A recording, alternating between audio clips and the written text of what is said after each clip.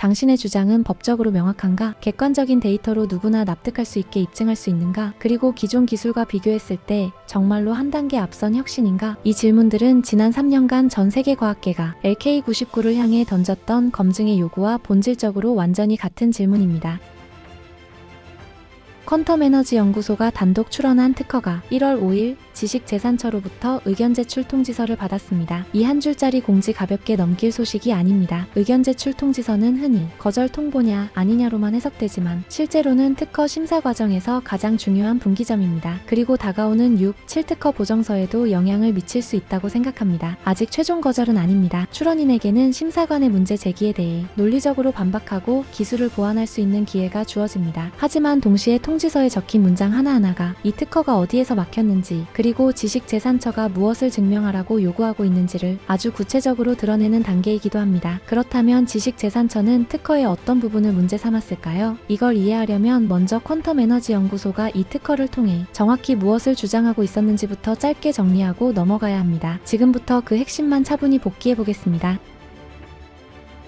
퀀텀 에너지 연구소가 출원한 이 특허는 한 문장으로 요약될 만큼 직선적입니다. 먼저 발명의 명칭은 이렇습니다. 세라믹층을 포함하는 전도성 구조체 및 이를 포함하는 장치, 그리고 청구항일의 핵심은 사실상 이 한 가지입니다. 기존의 금속층 위에 구리, 인, 황, 납, 산소 등을 포함하는 특정 세라믹층을 형성했더니 상온상합 범위에서 구조체 전체의 전기 전도도가 금속층만 있을 때보다 더 높아진다는 주장입니다. 보통은 세라믹 하면 떠오르는 이미지가 있죠. 딱딱하고 깨지기 쉽고 대체로 전기는 잘 안 통하는 재료라는 인식이 강합니다. 그런데 특허의 표현을 그대로 놓고 보면 도체 위에 세라믹층을 올렸는데 전기가 더 잘 흐른다는 방향으로 읽힙니다. 이게 사실이라면 저항, 전도에 대한 직관과 충돌하니까 흥분과 회의론이 동시에 터질 수밖에 없습니다. 그리고 특허 문서에는 특정 조건에서 전도도가 해당 수치를 넘는다고 기재돼 있습니다. 이 특허의 포인트는 구리보다 무조건 높다가 아니라 금속층과 특정 세라믹층 조합에서 특정 조건에서든 무엇이든 간에 전도도가 올라가는 현상을 주장한다는 점입니다. 만약 이 주장이 심사에서 인정되고 재현까지 확인된다면 전선 에너지 전송 전자부품 같은 영역에서 코팅, 구조 설계 관점의 파급이 생길 수 있겠죠. 그래서 이제부터가 본론입니다. 이처럼 직관을 거스르는 주장을 담은 특허에 대해 심사관은 어떤 관점에서 문제를 제기했을까요? 지금부터 의견 제출 통지서에 담긴 쟁점의 구조를 하나씩 풀어보겠습니다. 특허 심사는 아이디어가 신기한가를 보는 절차가 아닙니다. 이 발명이 법적으로 명확한지 누가 봐도 재현 가능한지 기존 기술보다 정말 한 단계 앞선 것인지를 과학과 법의 기준으로 동시에 검증하는 과정입니다. 이번 의견 제출 통지서는 그 심사 논리가 어떻게 작동하는지를 거의 교과서처럼 보여주고 있습니다. 지식재산처에서 제시한 논리는 크게 4가지 쟁점으로 정리됩니다. 특허권은 독점권입니다. 그래서 어디까지가 내 권리인지가 누가 봐도 분명해야 합니다. 그런데 지식재산처는 퀀텀 에너지 연구소에 청구한 곳곳에서 이 경계가 흐릿하다고 지적했습니다. 대표적인 지적은 3가지입니다. 첫째, 전기 전도도에 상한이 없습니다. 금속층보다 높다고만 되어 있고 얼마까지 높은지는 정해져 있지 않습니다. 둘째, 금속층 두께에 하한값이 없습니다. 두께가 어디까지 얇아도 되는지 정해지지 않으면 권리 범위가 무한히 넓어질 수 있습니다. 셋째, 청구항 11, 13에 등장하는 제일 방향이라는 표현이 정의돼 있지 않습니다. 어느 방향을 말하는지 알 수 없다는 겁니다. 왜 이게 문제가 될까요? 만약 이런 표현들이 그대로 허용되면 거의 모든 구조를 이 특허 하나로 묶어버릴 수 있습니다. 지식재산처는 이런 상태를 과도한 독점 가능성으로 보고 특허의 가장 기본 요건인 명확성 요건을 충족하지 못했다고 판단한 겁니다. 이 지점은 과학계에서 말하는 재현성 문제와 정확히 맞닿아 있습니다. 심사관은 명세서에 제시된 그래프만으로는 전도도가 실제로 향상됐다는 효과를 객관적으로 입증하기에 부족하다고 봤습니다. 그래서 의견 제출 통지서에는 아주 직설적인 요구가 등장합니다. 공인된 기관의 객관적 실측 환경, 측정 방법 및 측정 데이터를 제출하라. 여기서 중요한 포인트가 하나 더 있습니다. 공식 청구항에서는 해당 수치를 주장했지만 해당 수치보다 클 수 있다는 가능성까지 언급돼 있습니다. 심사관은 청구항만 보지 않는다는 태도를 분명히 합니다. 명세서에 적힌 모든 주장에 대해 동일한 수준의 객관적 증거를 요구한 것입니다. 이건 단순한 자료 보완 요구가 아닙니다. 이 발명이 신뢰할 수 있는가, 누가 따라해도 같은 결과가 나오는가라는 질문을 던진 겁니다. 특허는 보여준 것만큼만 보호해줍니다. 문제가 된 것은 청구항 청구항 18에 등장하는 이 화학식입니다. 변수가 너무 많아. 이 화학식은 엄청나게 넓은 조성 범위를 포괄합니다. 하지만 명세서에 실제로 제시된 실험 데이터는 그 중에서도 아주 특정한 조성 하나에 가깝습니다. 심사관의 결론은 명확합니다. 제시된 실시에만으로 이 전체 화학식 범위가 동일한 효과를 낸다고 볼 수 없다. 지식재산처는 실험으로 증명한 범위까지만 권리를 주장하라고 요구한 것입니다. 이 마지막 이유는 형식 문제가 아니라 특허의 생존 여부를 가르는 핵심입니다. 심사관은 이 발명이 관련 기술 분야의 전문가라면 기존 기술을 조합해 충분히 떠올릴 수 있다고 판단했습니다. 그 근거로 총 5개의 선행 기술을 제시합니다. 이 선행 기술들에는 이미 전도성 코어 위에 다른 물질을 코팅하는 구조,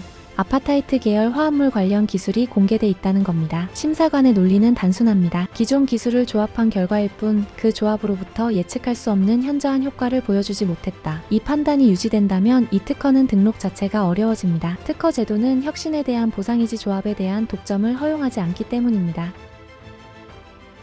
이처럼 확성, 증명, 권리 범위, 진보성 4가지에서 동시에 지적을 받은 이번 의견제 출통지서는 퀀텀 에너지 연구소에게 분명 중대한 위기 신호입니다. 하지만 동시에 이 단계는 특허 절차에서 흔히 말하는 마지막 반전이 가능한 구간이기도 합니다. 중요한 사실부터 짚고 가겠습니다. 이번 통지서에 따라 퀀텀 에너지 연구소가 대응할 수 있는 기한은 2026년 5월 5일까지입니다. 이 안에 어떤 카드를 내느냐에 따라 이 특허의 운명이 갈리게 됩니다. 첫 번째 선택은 심사관의 거절 이유 자체를 정면으로 반박하는 전략입니다. 예를 들어 진보성이 부족하다는 판단에 대해 기존 선행기술과는 구조적으로 무엇이 다르고 효과의 발생 메커니즘이 왜 예측 불가능한지 단순한 조합이 아니라는 점을 기술적 법리적으로 설득해야 합니다. 이 전략은 논리가 매우 탄탄할 때만 통합니다. 말 그대로 말로 뒤집는 방식이기 때문에 증명력이 부족하면 오히려 역효과가 날 수도 있습니다. 두 번째는 심사관의 지적을 일정 부분 수용하고 특허 내용을 직접 수정하는 전략입니다. 실무적으로 가장 많이 쓰이는 방식이기도 합니다. 대표적인 보정 방향은 이렇습니다. 명확성, 보안, 전도도의 범위,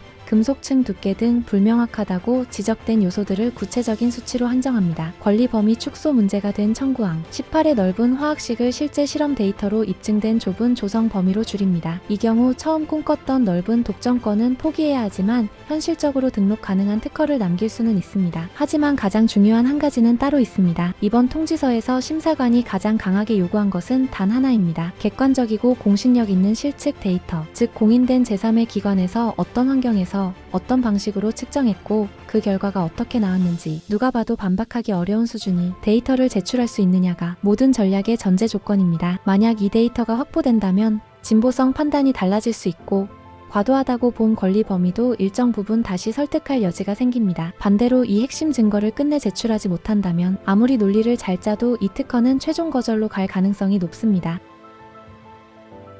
정리하면 흐름은 3가지 중 하나입니다. 증거 확보와 보정 성공 권리 범위는 줄지만 특허 등록 가능성 존재, 논리 위주의 반박, 증거 부족 심사관 판단 유지 가능성 큼, 증거 논리 모두 부족 최종 거절 결정 가능성 높음. 이제 이 특허의 미래는 가능성이 아니라 행동과 증명의 문제로 넘어갔습니다. 오늘 우리는 퀀텀 에너지 연구소가 출원한 특허에 대해 지식재산처가 발송한 의견제 출통지서의 내용을 단계별로 분석해봤습니다. 이 문서를 통해 분명하게 확인할 수 있었던 것은 단 하나입니다. 지식재산처는 퀀텀 에너지 연구소의 주장에 대해 명확성, 입증성, 진보성이라는 특허의 가장 기본적이면서도 가장 엄격한 잣대를 들이댔다는 점입니다. 다시 말해 지식재산처는 이렇게 묻고 있습니다. 당신의 주장은 법적으로 명확한가? 객관적인 데이터로 누구나 납득할 수 있게 입증할 수 있는가? 그리고 기존 기술과 비교했을 때 정말로 한 단계 앞선 혁신인가? 이 질문들은 지난 3년간 전 세계 과학계가 LK99를 향해 던졌던 검증의 요구와 본질적으로 완전히 같은 질문입니다. 그래서 우리가 처음 이야기했던 중대 분수령이라는 표현은 단순히 특허 절차상의 고비를 뜻하지 않습니다. 이 의견제 출통지서는 그동안 과학계 안에서만 존재하던 회의와 검증의 요구가 이제는 특허 심사라는 공식적이고 법적인 무대 위로 올라왔다는 신호입니다. 이제부터 LK99의 운명은 가능성의 영역이 아니라 증명과 대응의 영역으로 들어갑니다. 퀀텀 에너지 연구소가 이 질문들에 대해 얼마나 성실하고 얼마나 설득력 있는 답을 내놓느냐에 따라 이 기술의 과학적 실체에 대한 판단 역시 조금씩 윤곽을 드러내게 될 것입니다. 특히 6, 7번 특허에서도 제시된 검증된 데이터를 제시하라는 부분이 공통적으로 지적된 것으로 보아 앞으로 나올 의견서, 보정서, 그리고 추가 데이터들은 LK99를 바라보는 데 있어 또 하나의 중요한 단서가 될 수밖에 없습니다. 새로운 공식 문서와 절차가 공개되는 대로 과도한 기대도 과도한 비관도 없이 팩트 중심으로 다시 분석해드리겠습니다. 그리고 마지막으로 여러분께 질문 하나를 던지고 싶습니다. 여러분은 이번 의견 제출 통지서를 위기의 신호로 보시나요? 아니면 검증의 시작으로 보시나요? 댓글로 여러분의 생각을 남겨주시면 다음 분석에 적극 반영하겠습니다.